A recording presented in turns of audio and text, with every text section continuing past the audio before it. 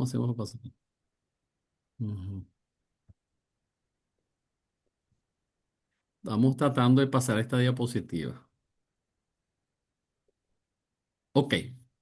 Entonces, fíjense, la historia comienza, se remonta, de acuerdo a lo investigado, al siglo XVII. Se dice que la medicina hiperbárica está muy asociada a la medicina del buceo. Porque acuérdense que las personas que hacen las inmersiones están sometidos en ambiente hiperbárico, ¿no? El origen del buceo se conoce y se atribuye a Alejandro Magno. Alejandro Magno en 320 años antes de Cristo. Ya él había inventado un sistema para sumergirse debajo del agua, ¿no? Por la parte pues, de las batallas que había en esa época. Se le reconoce a Cornelius Drebbel, un inventor holandés, ahí vemos a la derecha, un vehículo tripulado para sumergirse que fue construido por Drebbel, ¿verdad? Y era un compartimiento de madera recubierto de cuero. La madera permitía, pues, y el cuero, que no entra el agua dentro del compartimiento, o sea que era un mini submarino. Eso estamos hablando de 1620. Acordémonos que el descubrimiento de América fue en 1643, o sea que ya para 14 años, 17 años, perdón, después del descubrimiento de América ya estaba el Cornelius Drebbel haciendo las inmersiones en ese aparato, ¿no? ¿Ok? Después en 1643, si seguimos la línea del tiempo, ¿verdad? 1643, la línea del tiempo. eh, Torricelli, físico y matemático italiano, descubre la presión atmosférica, que es muy importante porque nosotros la presión atmosférica, ¿verdad? Tenemos que conocerla en los diferentes sitios donde hacemos inversiones o damos tratamientos hiperbáricos porque nos va a influenciar sobre el tratamiento hiperbárico que estemos utilizando, ¿no? O de las inversiones que estemos haciendo. Fíjense que Torricelli inventó este sistema muy sencillo. Es una cubeta con un tubito de vidrio, el cual tenía 1 milímetro en la parte interna de diámetro, perforado. Y entonces cuando él colocaba este tubo de vidrio, ¿verdad? Lleno de mercurio, lo colocaba en esta cubeta, veía que bajaba el mercurio y se quedaba estancado a 760 milímetros por encima del nivel del mercurio que estaba en la parte inferior, ¿verdad? En ese depósito. Y entonces establece que la presión atmosférica es de 760 milímetros de mercurio, que todavía es la cifra que empleamos actualmente, ¿no? Una vez que estamos hablando de la presión atmosférica, yo quise de una vez establecer a todos nosotros la diferencia entre lo que es la presión atmosférica y lo que es la presión absoluta. Entonces ya nosotros sabemos que cuando nosotros estamos a la orilla del mar, ¿verdad? Que tenemos toda la atmósfera por encima, estamos a 760 milímetros de mercurio y cuando hacemos inversiones cada 10 metros tenemos una atmósfera más. Esa atmósfera más sumada a la presión atmosférica es lo que llamamos la presión absoluta y se abrevia con las letras ATA. Nosotros los médicos hiperbaristas generalmente utilizamos para los protocolos de oxigenación hiperbárica. Fíjense lo interesante de esta cuestión que ocurrió en 1643. Utilizamos como protocolo de tratamiento cuando hablamos de las presiones dentro de una cámara hiperbárica, hablamos en ATA, presiones absolutas. De tal manera que contamos con la presión que nos da el manómetro o profundímetro más la presión atmosférica. Entonces, si estamos entonces a una persona dentro de una cámara hiperbárica está a 14,5 libras, o sea, tiene una atmósfera más, o 760 milímetros de mercurio de presión dentro de la cámara hiperbárica, ese es un individuo que está a 2 ATA. Entonces, es un concepto básico en lo que es la medicina hiperbárica. Aunque a ustedes les parezca mentira, hay personas que hacen medicina hiperbárica y a pesar que tienen muchos años en esto, no entienden este concepto que es tan sencillo. Entonces, ya saben, los protocolos, los hiperbaristas generalmente lo utilizamos en presiones absolutas, ATA, y cuando veamos entonces que leamos nuestra bibliografía, veamos que un paciente va a estar 1 hora y media a 1,5 ATA, ya sabemos que es la presión de afuera 1 y 0,5 atmósferas internas dentro de la cámara hiperbárica, o sea, a aproximadamente 7,25 libras o medio bar. Los alemanes y los europeos generalmente se quitan este problema cuando hablamos de cámaras hiperbáricas o equipos presurizados como son tuneladoras, ellos tienen sus profundímetros o manómetros, lo tienen en bar. De tal manera que ellos cuando van a una profundidad X dicen, bueno, voy a un bar, voy a 2 bar, y se entiende en un bar equivale a 10 metros bajo el agua o una atmósfera más. Yo creo que este concepto ya con esto lo explicamos y vamos avanzando en la historia. Después, si hay alguna duda sobre esto, pues al final de mi exposición les agradezco porque anoten un papelito y me pregunten lo que ustedes consideren. Ya cuando nos vamos a 1662, o sea, ya vamos avanzando de 1643 a 1662 en la línea del tiempo, Henshaw, ¿verdad? Un inglés, filósofo, clérigo y médico, o sea, tenía todas esas características, intuyó que el aumento de la presión del aire podría aliviar algunas enfermedades, algunas lesiones agudas, ¿verdad? Y entonces también predijo o pensaba que la disminución de la presión también era importante para solucionar algunos problemas crónicos. Acuérdense que estamos hablando de 1662. Estas cámaras como estas que están viendo ahí, el domicilio que está a la izquierda en esa imagen, ¿verdad? Se ve pues que algo bastante rudimentario. Hay una joven sentada ahí al lado de la cámara y un espejo. O sea que de alguna manera pienso yo que también se utilizaba para algo relacionado a la estética, ¿no? De hecho, cuando a mí me hablan de que hay algunos centros hiperbáricos que hacen medicina estética, etcétera, con las cámaras hiperbáricas, yo digo, bueno, mira, si ya cuando Henshaw ya había una cámara hiperbárica donde había un espejo, donde la mujer se podía ver, o la dama se podía ver en el espejo que estaba adosado a la cama. Esta primera cámara entonces la llamó Henshaw, le llamó domicilio, ¿ok? Era de madera, a la cual se ajustó un par de fuelles de órganos de animales, generalmente eran vejigas de animales, y eso era lo que permitía comprimir ese compartimiento. 8 años después, ya comenzamos con los experimentos de Robert Boyle. Y aquí voy a aprovechar de explicarle la ley de Boyle-Marriott, ¿verdad? Ya para 1670. El primer globo que se elevó aerostático en el mundo fue en 1670 y fue inventado por Robert Boyle. O sea que él venía trabajando problemas de presión, ¿ya? Él también en algún momento tuvo la ocurrencia de meter un animal dentro de uno de estos compartimientos que presurizaba, entre ellos una serpiente, como dice ahí la diapositiva, y le hizo una descompresión brusca y se dio cuenta que los ojos de la serpiente tenían algunas burbujas en su interior. Él dejó esto, lo acontecido con la serpiente y su ojo, y no hizo más ninguna otra descripción. O sea, él ocasionó, ya para 1670, ocasionó un accidente descompresivo con acumulación de nitrógeno en el globo ocular. Bueno, eso es lo que él reporta, es lo que yo me imagino que fue lo que ocurrió ahí, ¿no? A pesar de que esto ocurrió, pues no le dio ninguna explicación, porque no, para esa época, pues no había explicación sobre esto. No se conocía la disolución de los gases en los líquidos, etcétera, etcétera. Entonces, dentro de la historia, ¿verdad? Boyle nos deja a nosotros esta ley, una ley muy, muy importante para los médicos hiperbaristas, la ley de Boyle y Marriott, ¿verdad? Se llama ley de Boyle y Marriott porque fueron dos personas que intervinieron en esta proclamación de esta ley de los gases, que fue Robert Boyle y Edme Marriott, una pareja, ¿verdad? Ellos dijeron que a temperatura constante, cuando nosotros aumentamos la presión sobre un gas, ahí había una reducción del volumen. Y bueno, simplemente esta ley lo que nos dice es que la presión es inversamente proporcional al volumen, ¿ya? Ahí vemos a la izquierda una imagen donde ven pues un émbolo que está comprimiendo un gas, ¿verdad?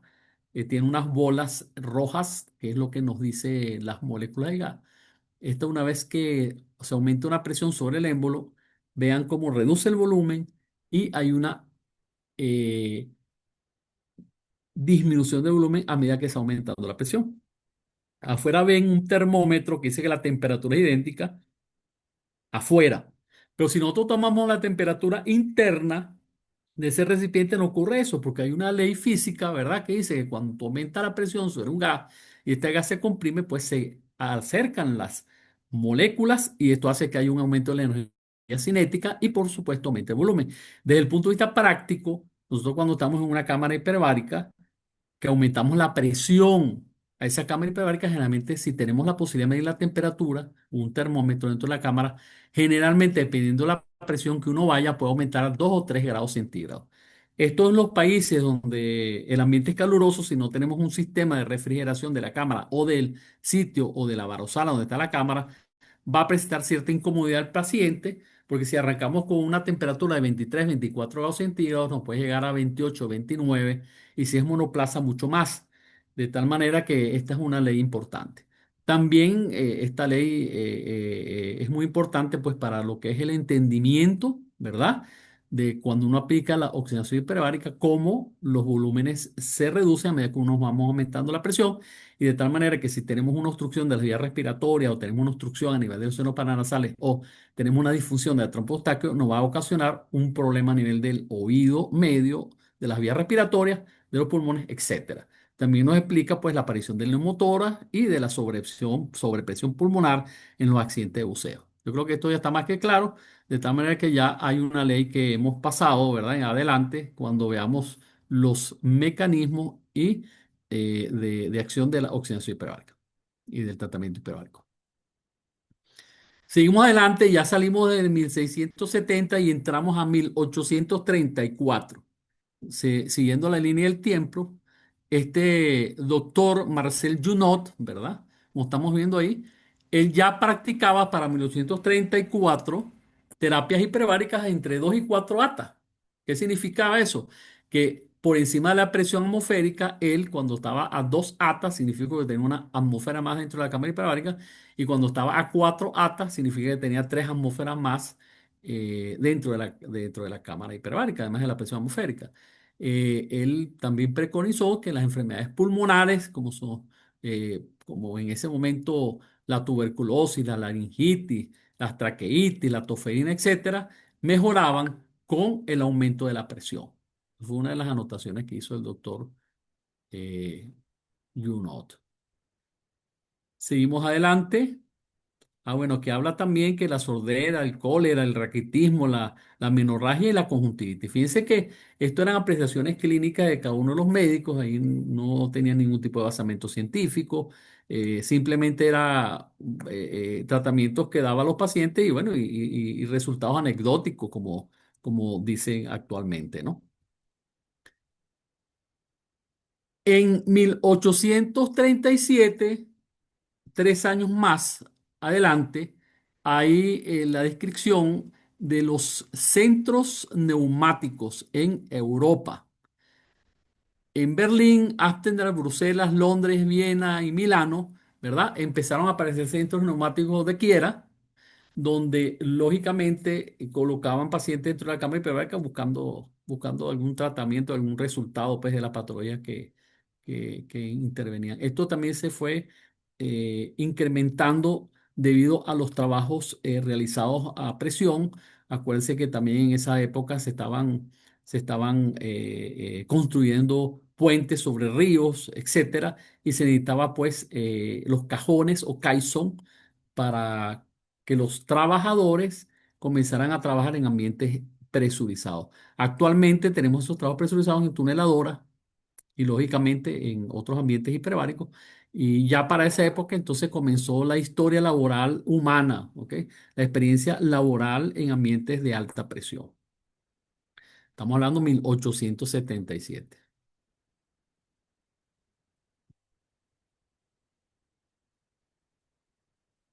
Estas condiciones, como le hablé, excepcionalmente requerían respirar aire a mayor presión que la atmosférica y entonces comenzaron a aparecer los accidentes descompresivos y los accidentes de presión, los cuales en ese momento no había manera de entender qué era lo que estaba ocurriendo. Fíjense que ya para 1841, Paul en Francia, ¿verdad? Observó que la recompresión aliviaba los síntomas de la enfermedad descompresiva. Para esa época todavía en esas cámaras que se presurizaban o cámaras hiperbáricas no se trataba con oxígeno. De tal manera, por eso es que él habla de que cuando había un accidente de descompresivo, que en ese momento no se reconocía, cuando se recomprimía la persona, la sintomatología mejoraba, ¿no? Por eso es que habla de recompresión, ¿no?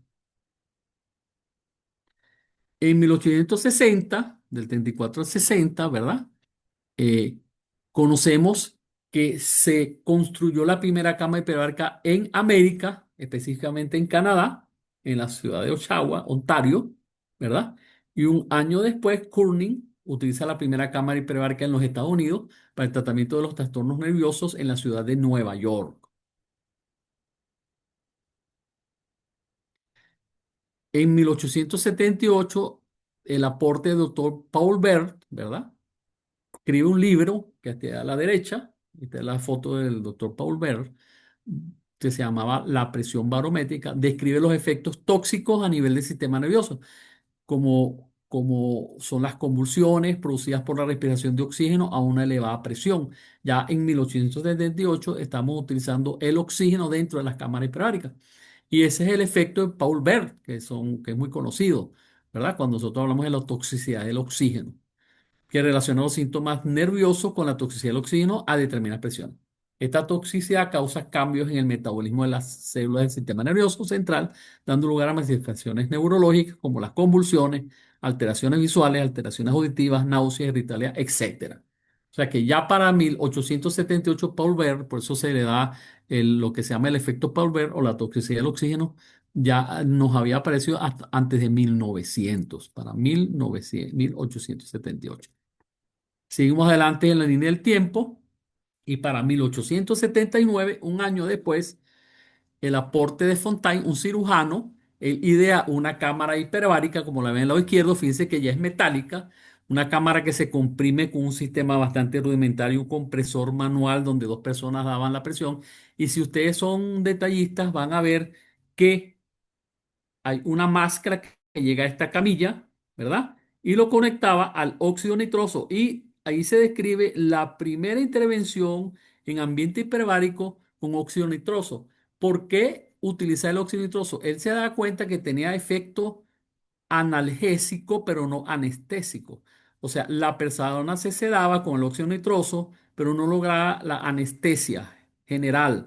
Cuando él comenzó a dar óxido nitroso en estas camillas a presión, por supuesto que era porque las concentraciones de óxido nitroso eran lo suficiente para causar la anestesia, fueron las primeras intervenciones hiperbáricas que fueron realizadas en intervenciones quirúrgicas que fueron realizadas en ambiente hiperbárico. Esto es muy interesante porque a raíz de esto, cuando veamos en la historia del primer trasplante cardíaco, como no existían las bombas extracorpóreas para conectar al paciente, también se hicieron en ambiente hiperbárico, de tal manera que nuestro amigo Bernard, médico cirujano cardiovascular, eh, de acuerdo a lo que he revisado en 1945, no, 1900, perdón, 1967, se hace el primer trasplante cardíaco en ambiente hiperbárico. El doctor Bernard, ¿ok? Eso fue en Asia. Ajá. Eh, entonces, Fontaine, tenemos nosotros ahí su cámara hiperbárica, ¿verdad? Seguimos adelante. Tenemos otros aportes como de John Scott Haldane en 1895. Él ya comenzó a trabajar con ratas, ¿verdad? Y él se dio cuenta que a medida que aumentaba la presión de oxígeno dentro de la cámara hiperbárica, las ratas no eran dependientes de los glóbulos rojos. O sea, los glóbulos rojos no se necesitaban para que transportaran oxígeno. En 1908, el precursor de las primeras tablas de buceo también, el mismo John Scott Haldane, estas cámaras, perdón, estas tablas de buceo con aire comprimido, las cuales todavía en la actualidad se utilizan cuando tenemos cámaras de recompresión que no tienen oxígeno.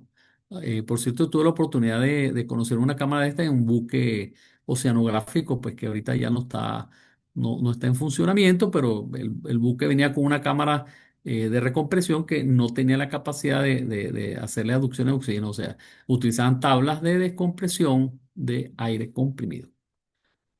El aporte de Loran Smith para 1899, un patólogo que describe un tipo de neumonía que presentaba las ratas después de permanecer durante 4 días a una atmósfera de 73% de oxígeno. Ahí se ve la toxicidad pulmonar, ¿verdad? Del oxígeno. Acuérdense que Hay dos tipos de toxicidad que podemos presentar con el oxígeno y dependiendo, por supuesto, del tiempo de exposición y de la presión, como es la toxicidad del oxígeno en el sistema nervioso central, ¿verdad? Y la toxicidad a nivel de las vías respiratorias, específicamente del pulmón. ¿Ok?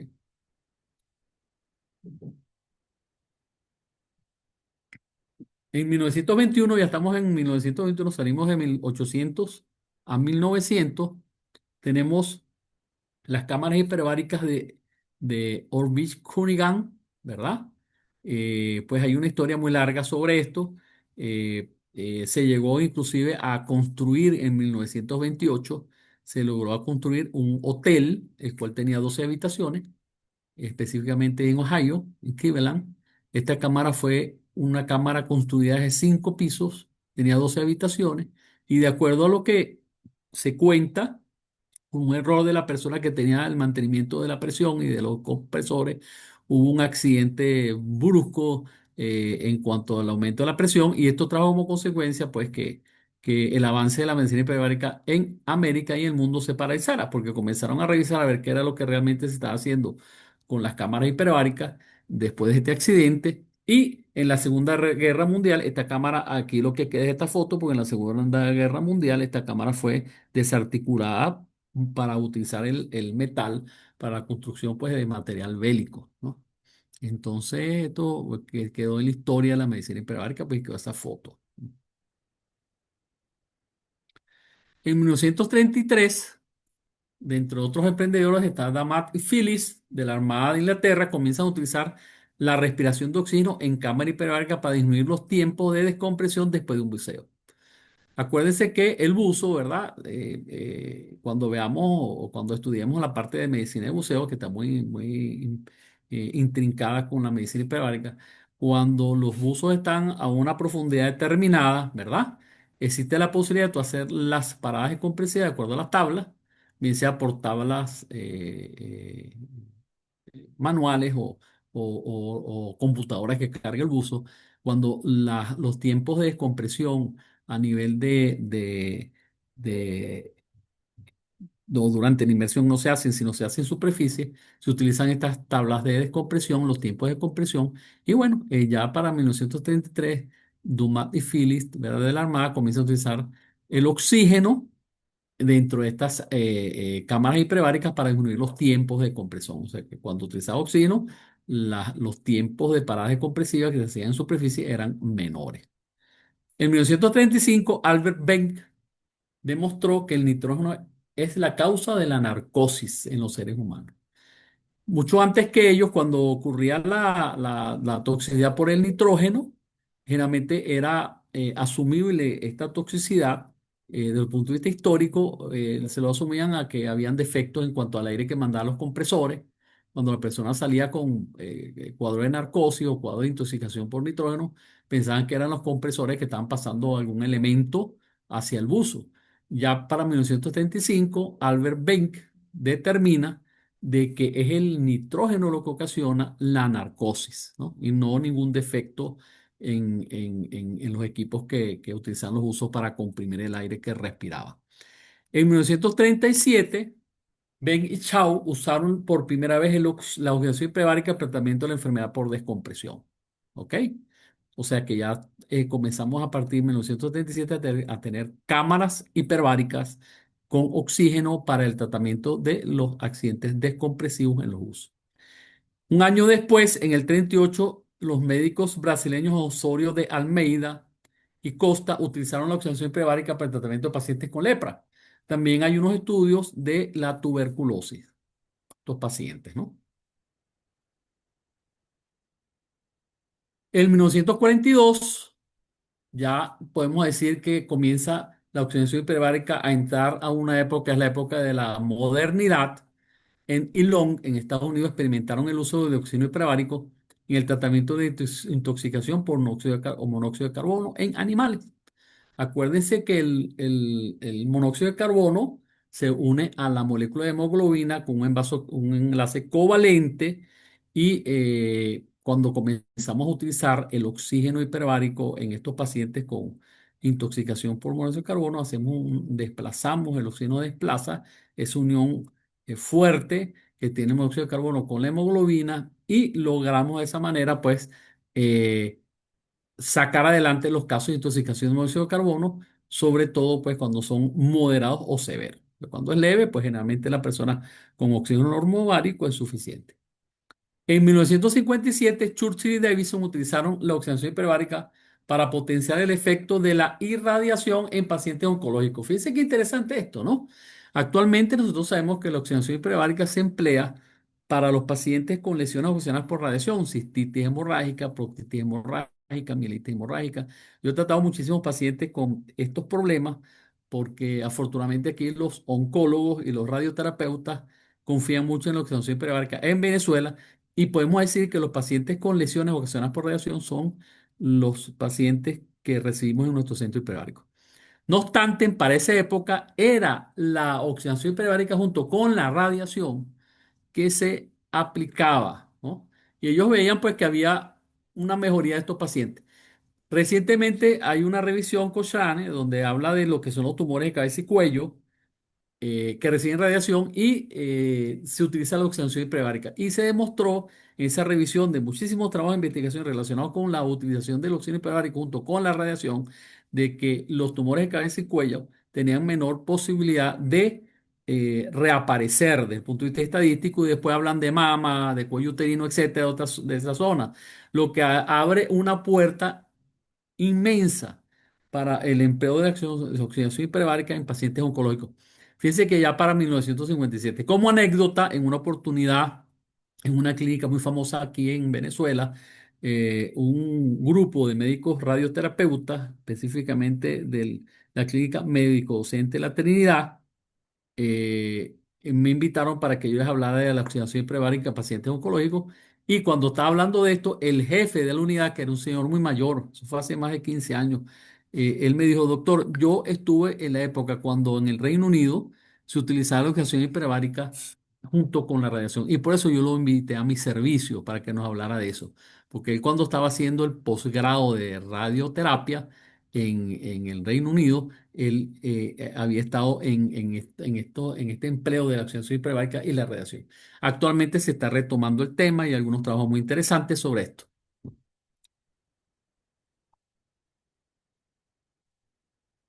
Seguimos en la línea del tiempo y tenemos algunos aportes del doctor Borema, ¿verdad? Cirujano cardiovascular, que fomenta el interés de la oxidación hiperbárica e informó en 1956 sobre el beneficio de oxígeno hiperbárico en la cirugía cardiopulmonar, particularmente para condiciones congénitas como la tetralogía de Fallot, transposición de grandes vasos, etcétera. Y el colega Borema, el señor Brummenkalm, interesado también en la medicina hiperbárica, descubrió en el 59 que las infecciones anaeróbicas fueron inhibidas por la terapia hiperbárica. Ya en 1960, que es el año que yo nací, se trata del primer paciente con gangrena gaseosa en una cámara hiperbárica y Borema había ya publicado un artículo, La vida sin sangre. Muy conocido esto, este artículo, La vida sin sangre, porque él agarró unos cerdos, no sé cómo hizo para extraer los glóbulos rojos, y después utilizó soluciones de expansión de volumen y se dio cuenta que esos cerdos sin glóbulos rojos podían vivir en ambiente de alta presión con oxígeno. De tal manera que eso fue un experimento donde él demostraba que el oxígeno disuelto en el plasma, que ocasiona el aumento de la presión por la ley de Henry, que todos conocemos, traía como consecuencia una disolución de ese oxígeno en el plasma y el animalito podía vivir un tiempo, ¿verdad? Sin los glóbulos rojos. Acuérdense que los glóbulos rojos no solamente tienen la función de llevar el oxígeno, tienen otra función dentro de la homeostasis del cuerpo humano. Como sabemos bien, lo que es el tampón natural de la sangre, además del bicarbonato, etcétera, que existe en la sangre como uno de los elementos que aporta un equilibrio ácido-base en el cuerpo, de tal manera que tú puedes vivir un tiempo con el oxígeno, pero necesitas el glóbulo rojo por otras funciones que él tiene dentro del cuerpo humano. El primer congreso de medicina hiperbárica. Este es muy interesante. El primer congreso fue en el 63, 3 años después. Ese congreso fue realizado en Ámsterdam, ajá. Y en el 2014 se realizó el congreso número 40 en la ciudad de Westben, en Alemania. Eso es. El nacimiento de la Sociedad Norteamericana de Medicina Hiperbárica, que es la Undersea and Hyperbaric Medical Society, es muy comúnmente denominada por los hiperbaristas muy viejitos como la Undersea. Eh, Cuando tú hables, tú sabes que un hiperbarista como yo soy de muchos años, entonces no, porque yo estuve en el Congreso de la Undersea, no te habla de la Undersea and Hyperbaric Medical Society, sino que abreviamos la palabra Undersea. Ya nosotros conocemos que es una persona que está relacionada con esta sociedad. Ella se funda en 1967, ¿no? Ok, en Maryland.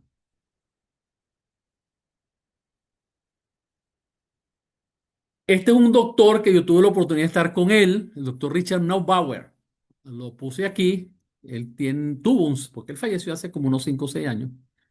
Yo tuve parte de mi formación como médico hiperbarista con él en el Ocean Hyperbaric Neurology Center de Fort Lauderdale. Él creó una sociedad paralela en Estados Unidos que lo llamó el Colegio Americano de Medicina Hiperbárica.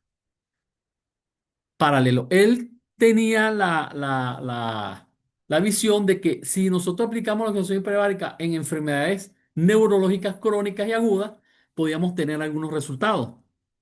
Cuando veamos los fundamentos más adelante de la oxidación hiperbárica, no estaba tan equivocado este doctor Richard Neubauer.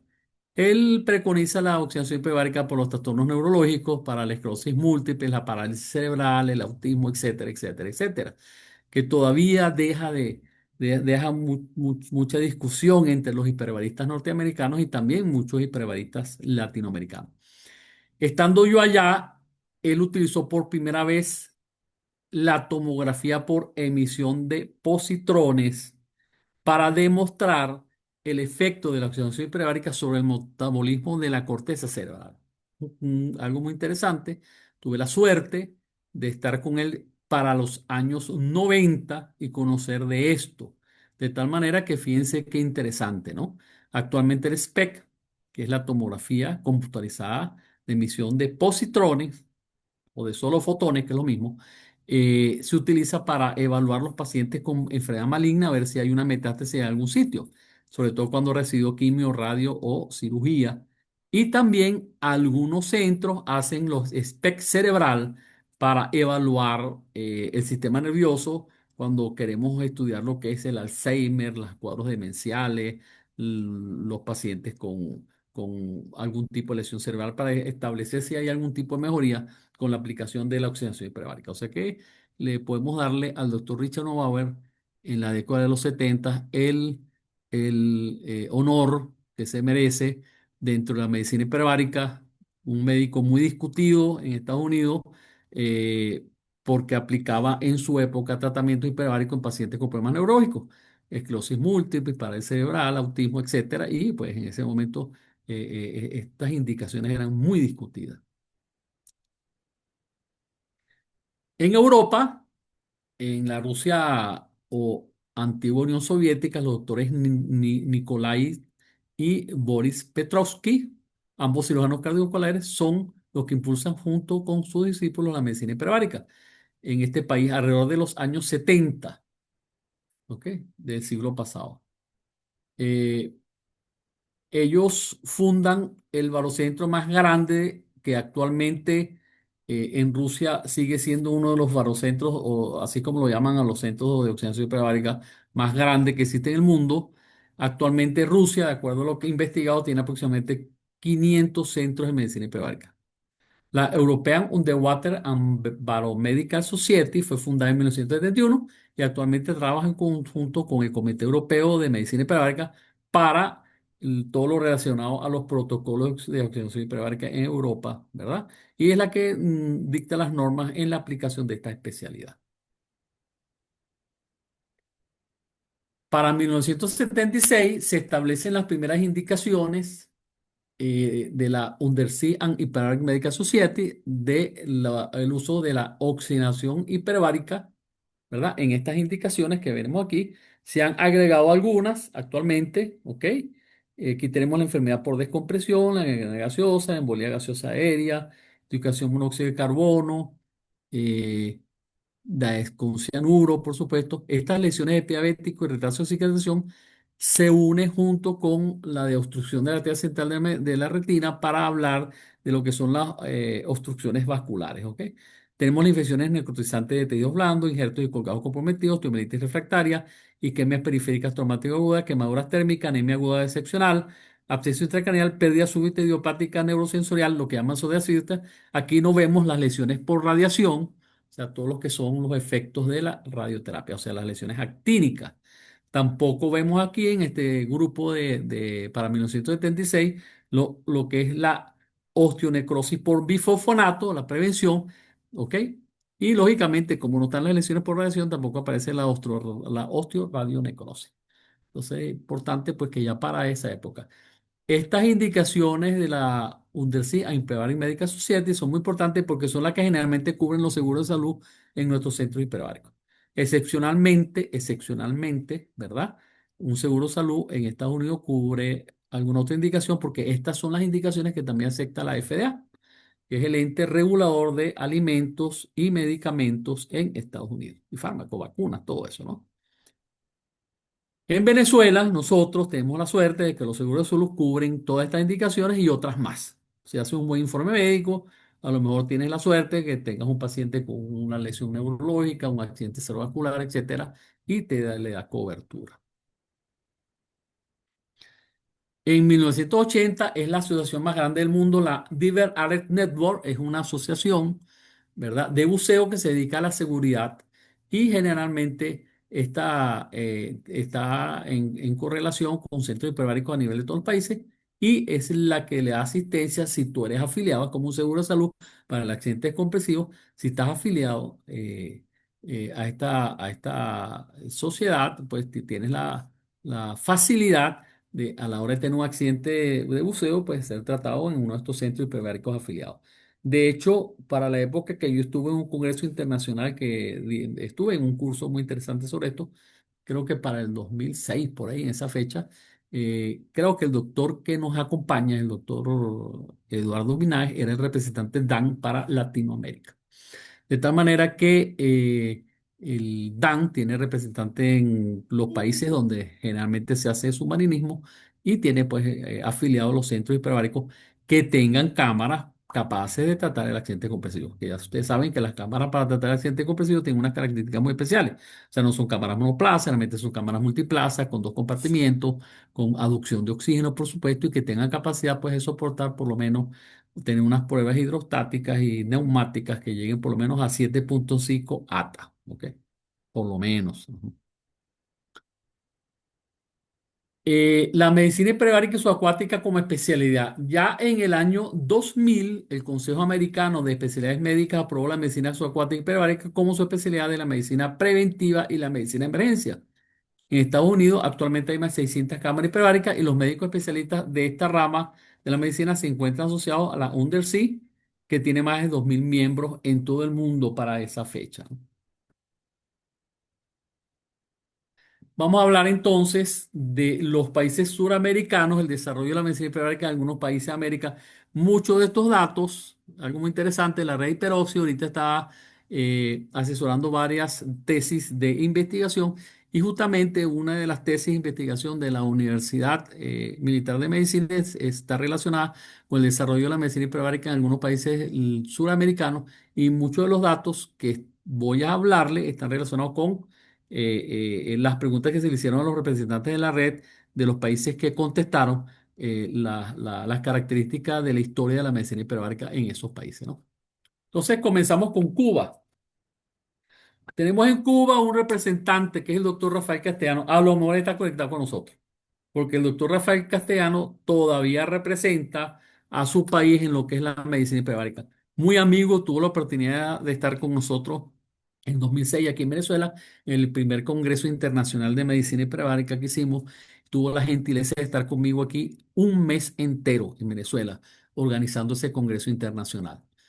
Bueno, entonces el desarrollo de la medicina hiperbárica en Cuba, uno de los primeros países que desarrolló la medicina hiperbárica en Latinoamérica. eh, Se inició en 1967. El doctor Rafael Castellano, con el que acabo de hablar, viaja a Francia para participar en una jornada nacional de oxigenación hiperbárica y fisiología subacuática, obteniendo conocimientos sobre las indicaciones clínicas. aportando los mismos a sus colegas en Cuba. Eso se tradujo también en un libro que se llamaba Principio y Práctica de la Medicina Hiperbárica por Brace. Posteriormente, el doctor Falcastiano, en 1969, cuando presenta su tesis de grado de oxidación hiperbárica y su aplicación en gangrena gaseosa, por obtener el título de especialista en geología y cirugía cardiovascular.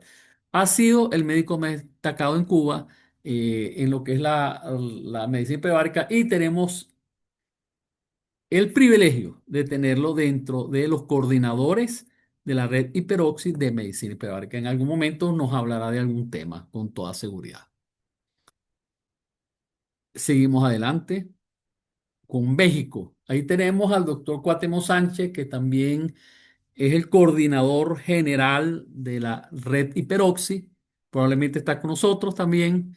Doctor Cuauhtémoc, bueno, una persona pues que ha sido una persona que ha estado desde un principio en lo que es la enseñanza y la difusión de la medicina hiperbárica a nivel de toda Latinoamérica. De hecho, tuvimos la oportunidad en 2006 tenerlo aquí en Venezuela y se dictaron cursos tanto de oxigenación hiperbárica por el doctor Cuauhtémoc como cursos de medicina subacuática por el doctor Eduardo Binaes. Y se lo agradecemos aquí en Venezuela muchísimo porque de ahí pues fue donde nacimos muchos de los médicos hiperbaristas que actualmente estamos elaborando como médicos hiperbaristas en Venezuela.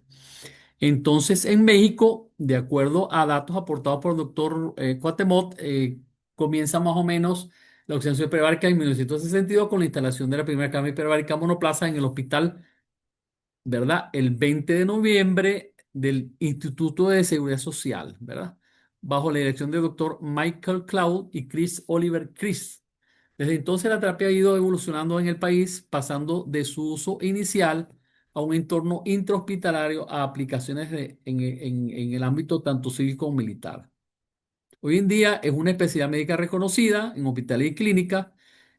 Muy interesante el aporte de doctor Cuauhtémoc en lo que son las guías clínicas de tratamiento. Muchos de nosotros, los médicos venezolanos, utilizamos esas guías clínicas de tratamiento para el tratamiento de nuestros pacientes, por las indicaciones que ahí aparecen. Me prometió el doctor Cuauhtémoc Sánchez hace como 2 meses que me iba a dar una actualización de esas guías, y ya están un poco más actualizadas.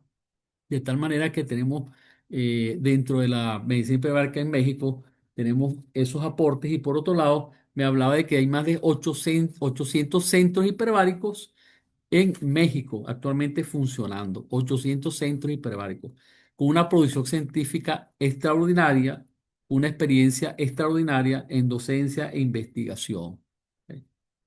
Si nos vamos entonces a Brasil, bueno, en Brasil tenemos al doctor Eduardo Vinaes, que a quien le correspondía la presentación del día de hoy, y yo tuve la gentileza pues de darle cobertura hasta ahorita en un viaje que le coincidía, de acuerdo a lo que nos explicó, le coincidía el vuelo a esta misma hora, y entonces me permitió que yo estuviese con ustedes aquí, ¿verdad? Bueno, la historia de la oxidación hiperbárica en Brasil comenzó en la década de 1930 con los trabajos de Graf y Gimle de Río de Janeiro, particularmente el doctor Osorio Meila también, que investigó el uso de pacientes con lepra, acuérdense que se lo dije.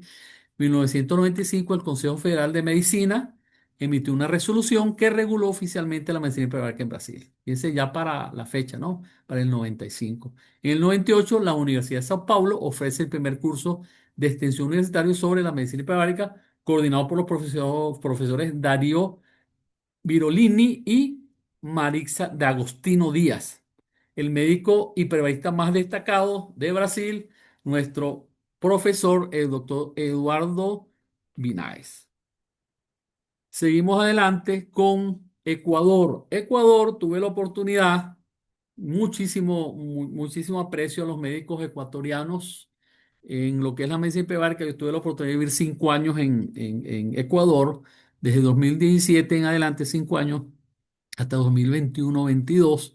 Tuve la oportunidad de estar con ellos. Fundamos la Sociedad Ecuatoriana de Medicina Hiperbárica junto con el doctor Edgar Ariel Rodríguez Reyes, el doctor Pedro Roja Villafaña, a pesar de que es médico venezolano, está ejerciendo la medicina hiperbárica allá.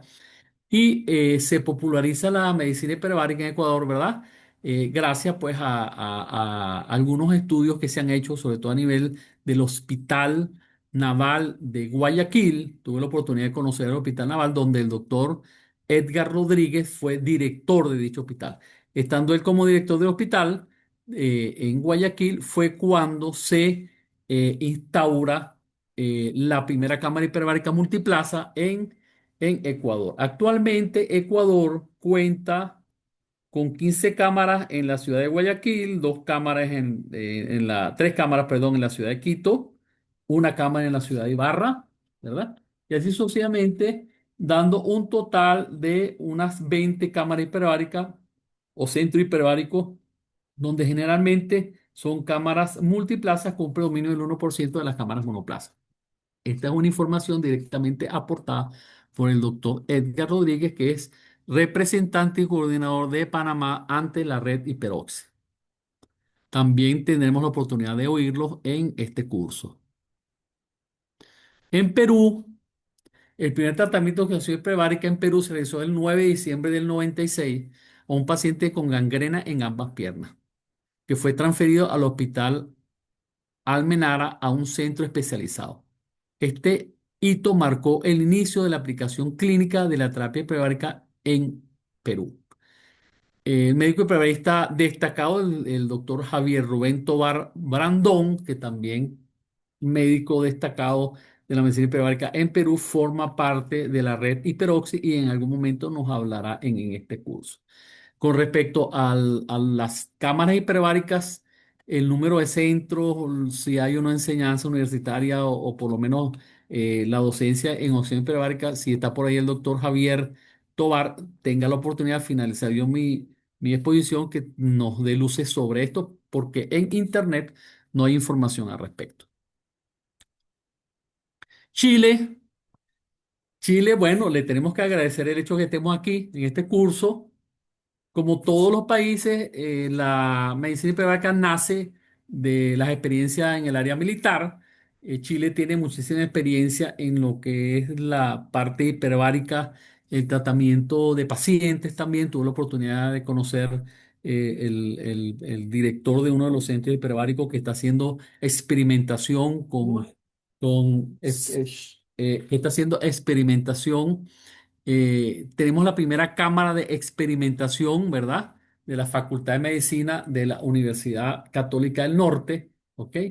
Es la promotora de lo que es la red Hiperoxi con la asociación de la universidad junto con CITED. Esto es largo, ya nos lo explicó la doctora Bassi, ¿verdad? Tenemos como médico destacado el doctor Andrés Llarena, el doctor Juan se me fue el nombre, disculpen, doctor. Y pues lógicamente la doctora Bachi López como coordinadora general de la red Hiperoxi. Venezuela. Bueno, fíjense, en Venezuela sí conozco muy bien la historia porque yo fui partícipe de ella, ¿no?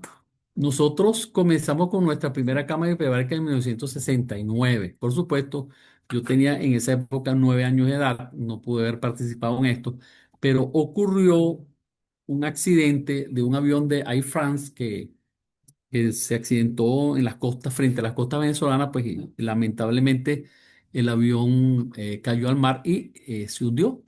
Y hubo que hacer lo que es la búsqueda de los cadáveres, ¿verdad? Para el reconocimiento, etcétera, de todas las personas que estaban en ese avión. Nosotros no teníamos ni la tecnología ni teníamos los buzos para hacer ese trabajo que nos correspondía como nación, porque el accidente había estado en aguas territoriales venezolanas, pero por la legislación internacional, cuando el país donde ocurre un accidente aéreo no tiene la capacidad de recuperar los cadáveres ni hacer las investigaciones, etcétera, etcétera, etcétera, entonces le toca al país de donde es el avión. En este caso, Francia. Francia, por supuesto, sí tenía todos los elementos para hacer lo que es el rescate de los cadáveres de ese accidente. Y entonces se trajo, pues en el momento se trajo una cámara hiperbárica. Esa cámara hiperbárica, una vez que se hicieron los trabajos de búsqueda y recuperación de los cadáveres, los buzos se fueron, se quedó uno de los buzos aquí, por cierto, el profesor Jan Arau.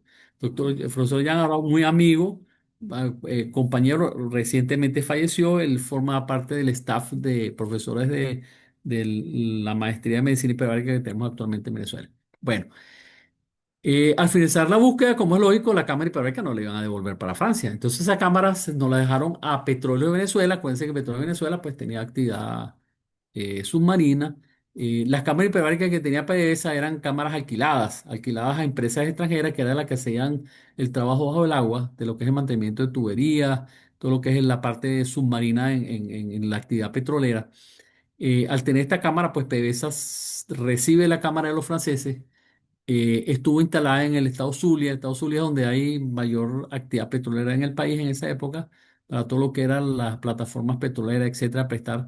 Y luego que PDVSA compra una cámara multiplaza con mayores y mejores características, es donada al club de submarinismo de PDVSA, y ellos a su vez, como no tenían donde instalarla, la llevaron al Hospital Naval de Castelamar, y ahí es donde actualmente continúa funcionando y atendiendo accidentes compresivos. O sea que esa cámara de 1969, que tiene aproximadamente 58 años de edad, todavía nos sirve a nosotros en un hospital naval para atender los accidentes compresivos. De hecho, la mayoría de los accidentes compresivos se atienden en esa cámara. Una cámara pues con ciertas características pues que le dan esa facilidad. Eh, la oxidación hiperbárica como tratamiento médico fue aceptada por la Federación Médica Venezolana desde 1984. Nosotros, un grupo de médicos que ya estamos perdón, no es 1984, desde 1994. Ahí hay un error en la diapositiva.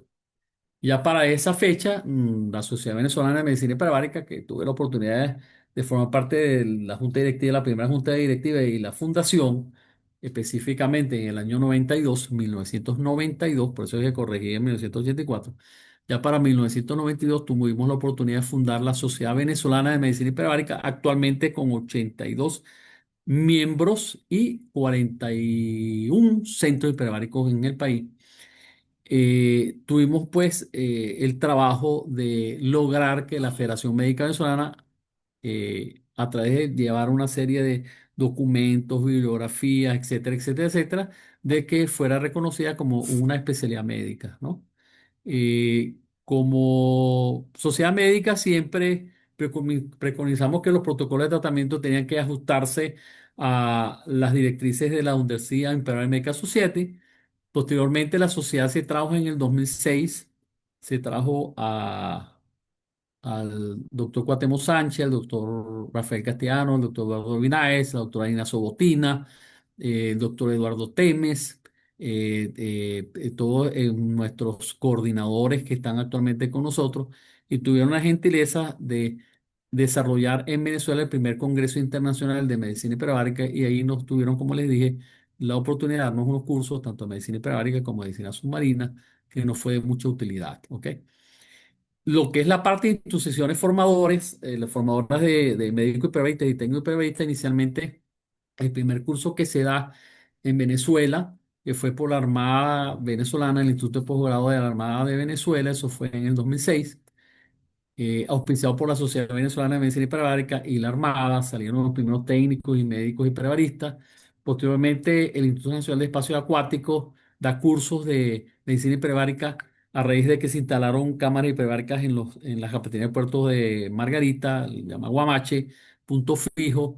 Se dieron cursos de preparación para el manejo de las cámaras hiperbáricas para accidentes compresivos a través del INEA, Instituto Nacional de Espacio Acuático, la Fundación de la Armada, que es una fundación que depende pues de la Armada Venezolana, a través de la Asociación de Damas de la Armada, se lograron instalar cámaras hiperbáricas tanto en instalaciones militares, para el tratamiento de personas por las diferentes indicaciones de la UNDERCI, y se dieron curso ahí. Y actualmente tenemos una maestría que depende del Instituto de Posgrado de Ciencia de la Salud de la Universidad Militar Bolivariana de Venezuela.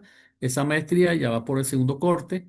Es diciembre, ahorita en diciembre tenemos a 11 tesistas que están graduándose en la maestría de medicina hiperbárica, las cuales muchas de ellas se han apoyado pues en la red Hiperosi para lo que es la tesis de grado que presentan, si Dios quiere, entre el día 11 y 12 de la próxima semana.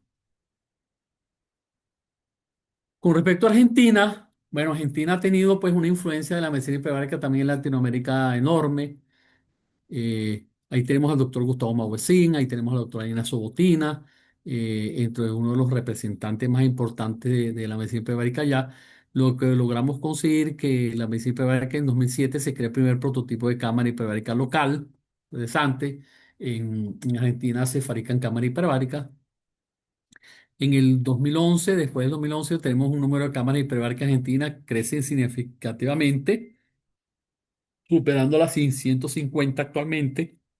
Actualmente Argentina se posiciona como un exportador de tecnología de oxidación hiperbárica con su sistema certificado en 26 países, además de la parte de la formación de la doctora Inés Sobertina, que es médico especialista en medicina hiperbárica egresada del Barocentro de Moscú, ha impulsado esta especialidad a toda Latinoamérica a través de su libro titulado Medicina Hiperbárica, el primer libro escrito en español, que todos los médicos hiperbaristas lo hemos tenido en las manos y lo hemos estudiado con mucho detenimiento, un libro muy completo que tiene todos los principios de fisiología y fisiopatología y ha aportado sus conocimientos médicos pues, a toda Latinoamérica. Con respecto al doctor Gustavo Mauvecin, amigo, y también tuvimos la oportunidad de tenerlo aquí en Venezuela. Bueno, pues uno de los expertos en medicina hiperbárica creo que debe estar por ahí con nosotros. Forma parte también de la red Hiperoxi y en algún momento les tocará darles unas charlas a ustedes. Actualmente me falta Uruguay y Paraguay. Yo creo que por ahí está el doctor Teme que nos puede dar un recuento histórico de su país. Cuando yo termine sería interesantísimo oírlo. Hoy los avances de la medicina hiperbárica surgen de la utilización de medios de alta tecnología, incluyendo trazadores de isótopos, imágenes con resonancia magnética, tomografía computarizada, ¿verdad? Eh, una evaluación previa a la terapia hiperbárica y posterior evaluaciones y trabajos donde se destaca el descubrimiento de las bases bioquímicas, biológicas, de biología celular y medicina regenerativa y genómica en el desarrollo de esta especialidad.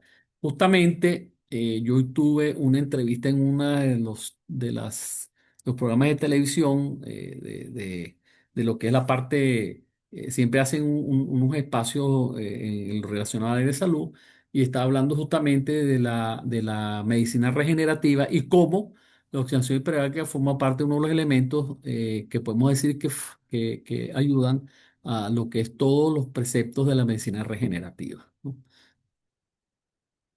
Muchísimas gracias por su atención. Si hay alguna pregunta en este momento, les agradezco que me la hagan. Y si quisiera la intervención del doctor Temes, si está por ahí, para que nos hable un poquito de la historia de su país, cómo fue los avances de la medicina hiperbárica.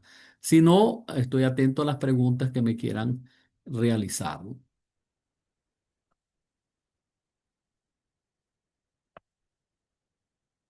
Si está por ahí, ¿me está Sí, oyendo? me están hablando.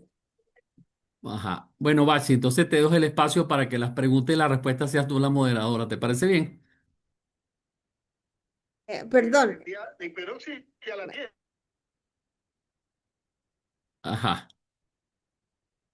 Alguien por ahí está hablando.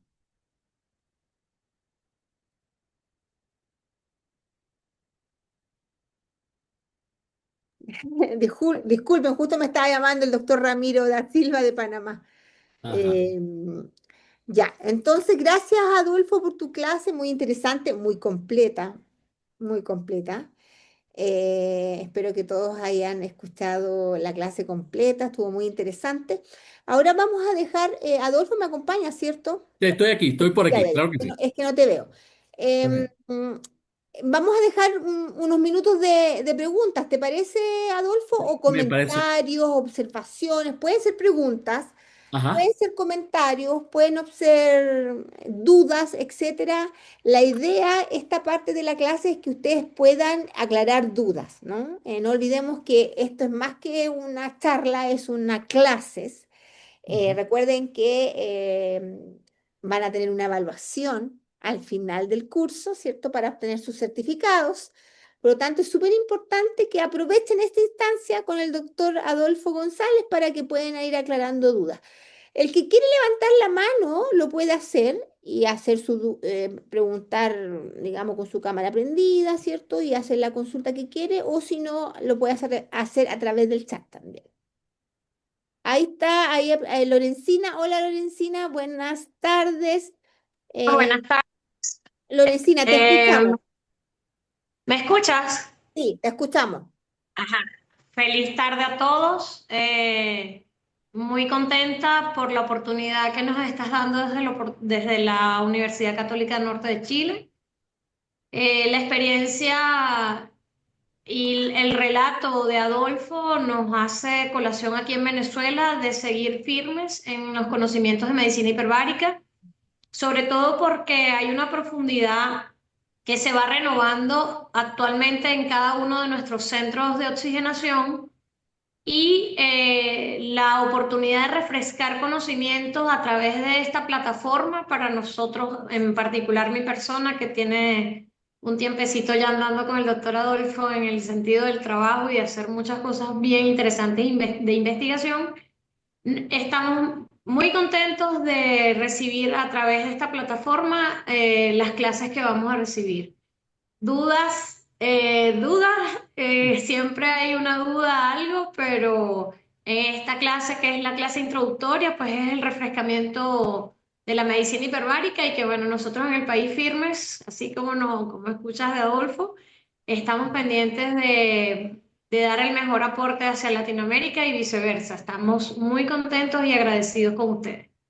Y en el camino, bueno, haremos nuestras investigaciones y haremos nuestras tareas para complementar tan necesario el recuento de todo esto, porque a nivel mundial somos pocos, siempre centros en Europa, Iberoamérica y aquí en Latinoamérica, y hay que ponerse, como quien dice, si seguimos en el trabajo y haciendo lo importante para todos. Hoy es un agradecimiento. Después las preguntas a todos esos ponentes tan maravillosos que nos esperan. Gracias Lorencina, bonitas palabras, muy bonitas palabras. No sé si alguien más tiene alguna pregunta, Vamos a ver aquí. comentario. Recuérdense que esta es la historia de la medicina hiperbárica. Creo que sería interesante, Adolfo, a lo mejor comentarlo y llevarlo a Latinoamérica, ¿no? Aquí todos los que estamos presentes aquí somos de Latinoamérica. Así es. Y, y como tú lo señalas, hay distintos países que desarrollan la medicina hiperbárica, pero por lo que vemos, por lo que tú nos cuentas, ¿cierto? Y por lo que conversamos entre nosotros, aparentemente existe un desarrollo un poco heterogéneo entre países, ¿no? No vamos todos a la misma velocidad o en el mismo nivel. Por ejemplo, me llamaba mucho la atención y me alegraba a la vez que ustedes en Venezuela tienen muchas enfermedades que son reconocidas por los sistemas de salud, que pueden tratarse con medicina hiperbárica y que están cubiertos por el sistema, ¿no? Y eso yo creo que potencia más aún el desarrollo. En Chile, sin ser médico yo soy bioquímico, em, en Chile no es así. En Chile hay muy pocas situaciones o patologías que son abarcadas por el sistema de salud, que es síndrome de descompresión, intoxicación por monóxido de carbono y creo que ahora se abrió para cistitis actínica. Entonces, ¿qué creen ustedes? Y ahí te pregunto a ti primero, Adolfo, y después los que quieren opinar al tema. ¿Qué crees tú?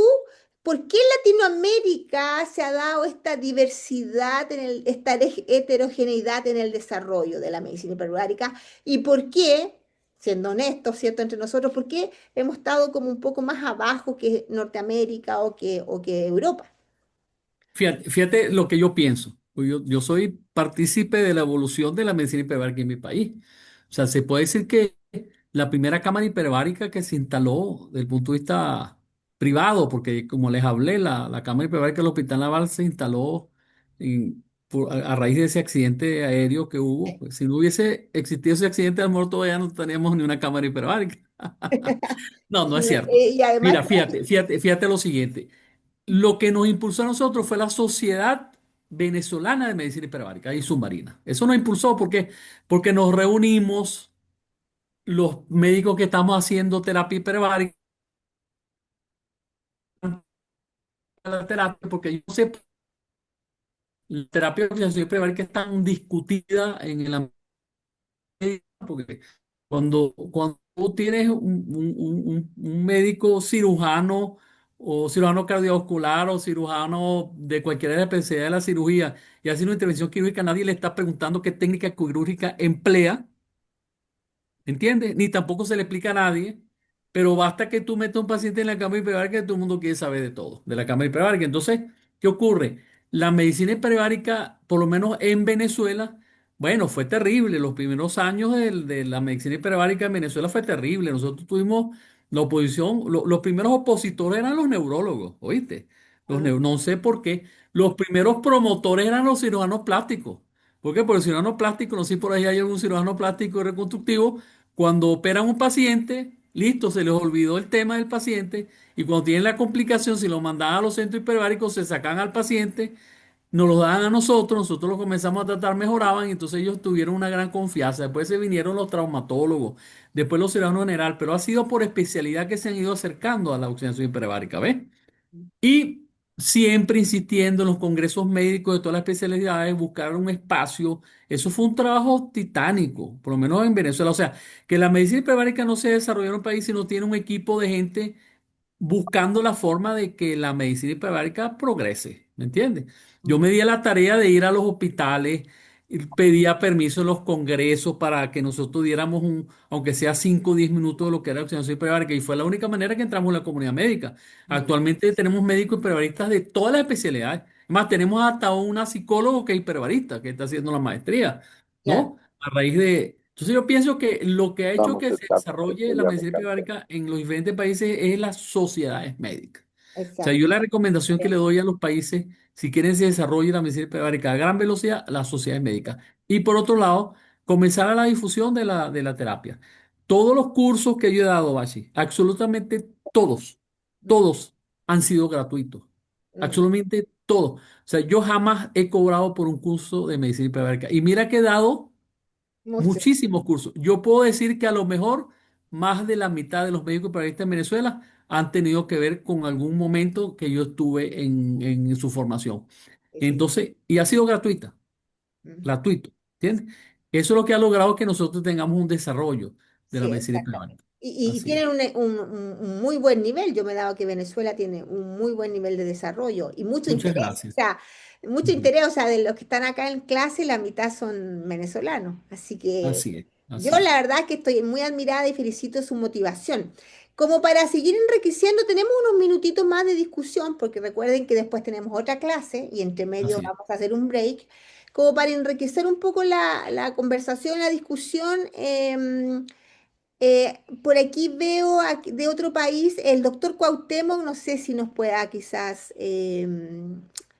contribuir un poco en relación a México, también él lleva muchos años trabajando en medicina hiperbárica en Latinoamérica, estaba en viaje, el doctor Cuauhtémoc estaba de viaje, entonces no estaba seguro si se podía conectar.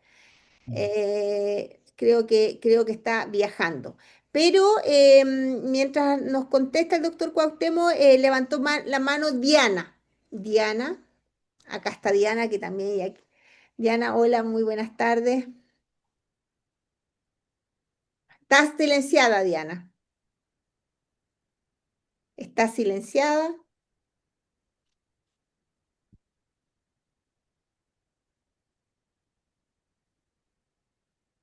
No, no logramos. No logramos escuchar a Diana. Por mientras que Diana... Perdón, mientras llega, yo ya me pude Ah, Cuauhtémoc, ¿te liberar. escucho? Sí, perdón, estoy en un aeropuerto y Sí, estoy sí. No, yo, con yo, poca yo, conectividad. sí, yo Pero expliqué que bueno, estabas viajando. Sí. sí, primero, pues agradecerle a Adolfo la presentación.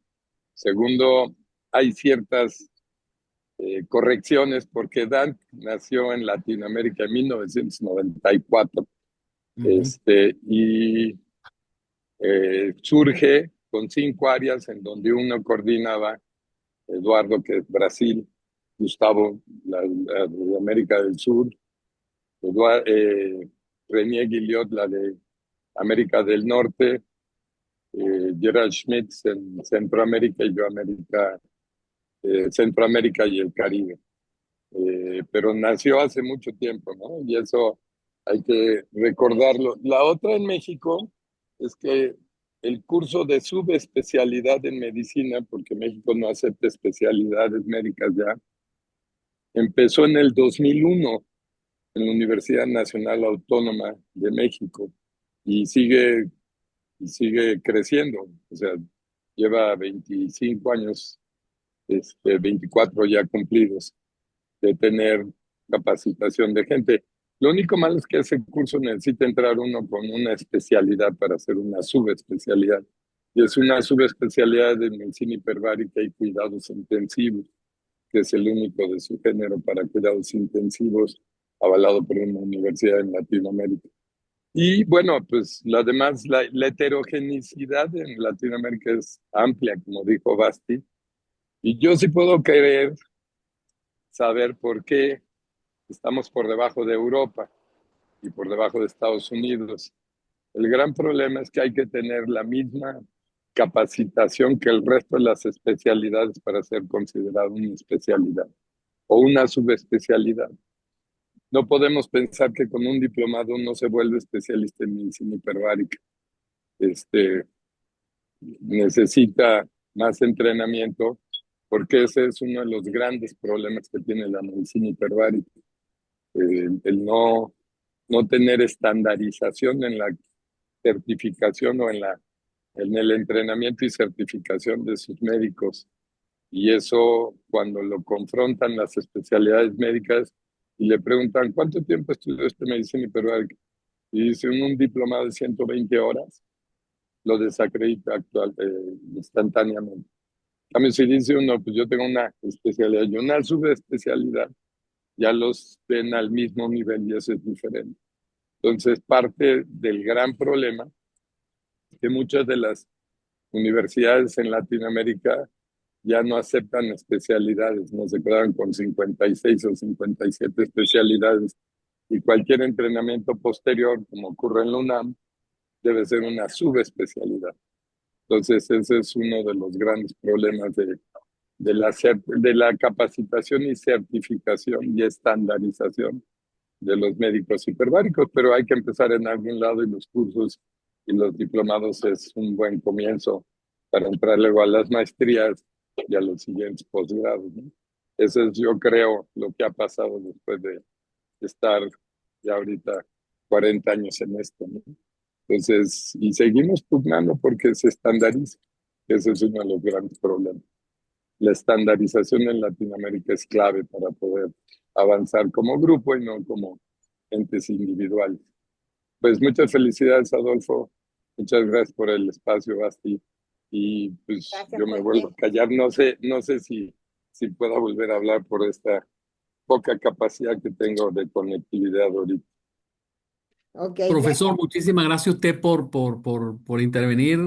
Me siento honrado de que esté con nosotros aquí y que, bueno, nos siga dando luces en lo que es la medicina hiperbárica en Latinoamérica. Muchísimas gracias, profesor. Bueno, para terminar esta primera etapa, vamos a dejar a Diana, que sí ahora creo que pudo abrir su micrófono, que hace rato que estaba pidiendo la Hola, buenas tardes. Yo les hablo palabra. desde Caracas. ¿Me oyen? Sí, te oímos, te Perfecto. oímos. Sí, buenas tardes. Bueno, yo empecé la medicina hiperbárica hace 25 años de la mano del doctor Adolfo González. Estaba muy chiquita en la medicina hiperbárica cuando conocí el doctor Cuauhtémoc, que estuvo aquí, el doctor Castellano, que estuvieron en Maracay, traídos por el doctor Adolfo González y el doctor Teme, bastante gente muy importante. Ha pasado mucho tiempo desde eso.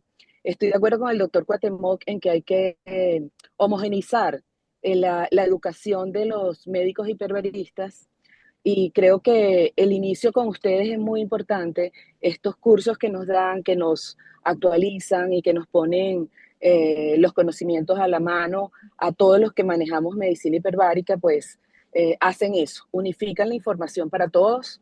Es un camino que de todas maneras les falta mucho, muchísimo. Creo que ustedes en Chile han encontrado la forma de unificarnos los conocimientos a todos. Todos estamos interesados en aprender, en aportar. No, yo manejo medicina hiperbárica desde hace 25 años cuando realmente sentía que a la gente que le decía me miraban así como que si estuviera loca, como que si me estuviera metiendo en brujería. pero creo y soy defensora de la medicina hiperbárica, he tenido una experiencia maravillosa, siempre de la mano de Adolfo González, él es mi compadre, mi socio y mi profesor. Realmente es una persona a la que casi todas las personas en Venezuela le debemos algo de nuestra formación y por eso estamos de su mano pues aquí con él y con ustedes. Gracias por darnos esta oportunidad de homogenizar los conocimientos para todos y bueno, felicitaciones al doctor Adolfo por su ponencia y encantada de conocerlos y de estar aquí. Muchas gracias.